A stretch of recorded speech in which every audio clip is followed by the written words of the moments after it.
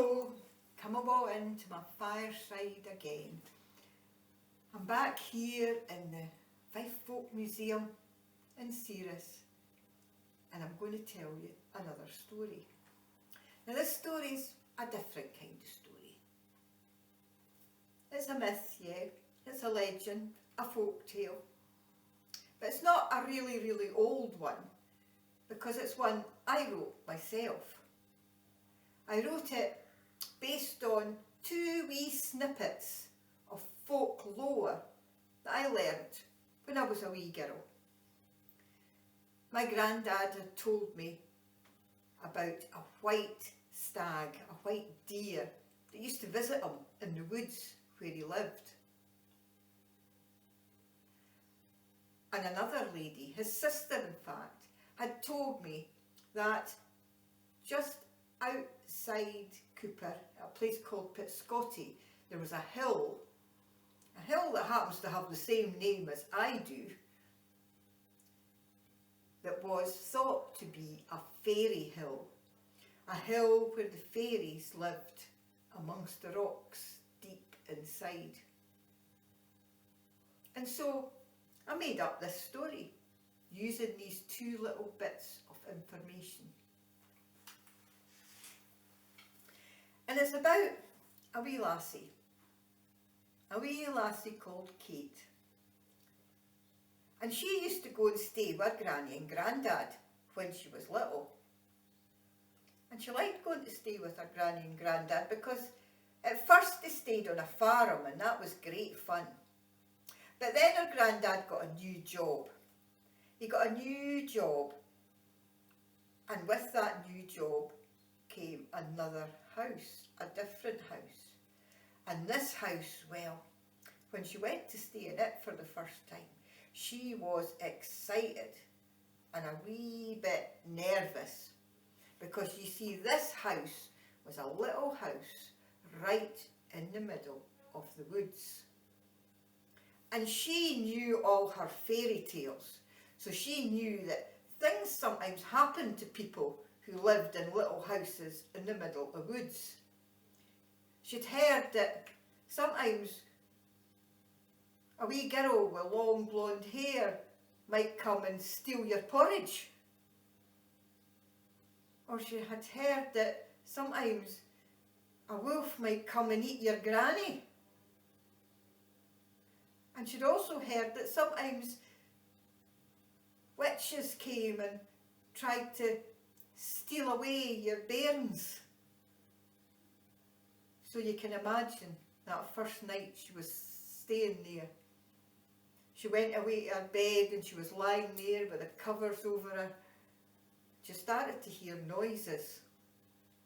Now she knew that you got noises in the countryside, but she'd never heard noises like these before. There was a terrible howling outside. And she shouted, "Granny, Granny, Granny, what's that noise? Is that a wolf trying to get in?" No, said Granny, no. It's just an owl, just a hullet in the trees. And then she heard a scratching at the window. "Oh, Granny, Granny, is that somebody trying to get in? Is it a witch?" No, said Granny. It's just the branches of the trees banging against the window pane. Settle down and go to sleep. But she wasn't satisfied.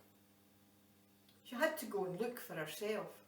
So she got out of her bed, she put on her cardigan and her baffies, and she went over to the window and she peeked out. That's when she saw it.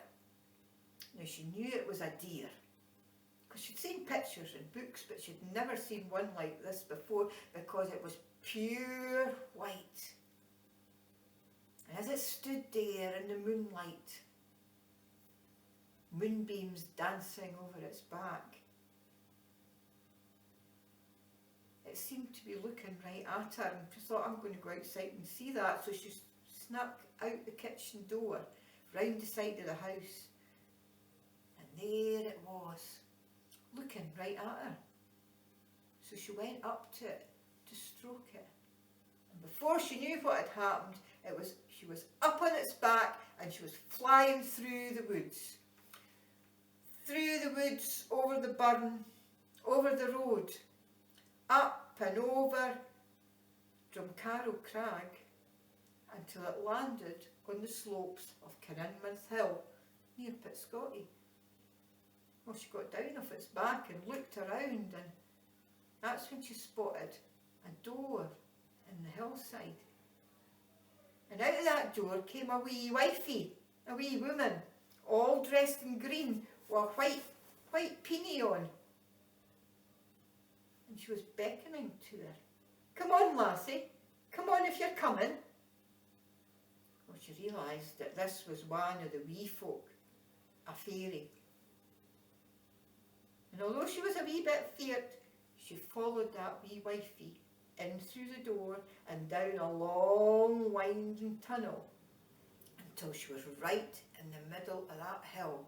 And she found herself in a huge cave that was absolutely full of wee folk, full of fairy folk, and they were having a party. They were dancing, they were hooking and chooking and whirling and birling all around. And she sat down to listen to the music and to watch what was going on. And after a while, the music stopped and everybody went and sat down. And somebody came round with a cup of tea and some cakes. Yeah, they were fairy cakes. But she said no thank you. She'd heard that if you take food from one of the fairies, well, you're forever in their power.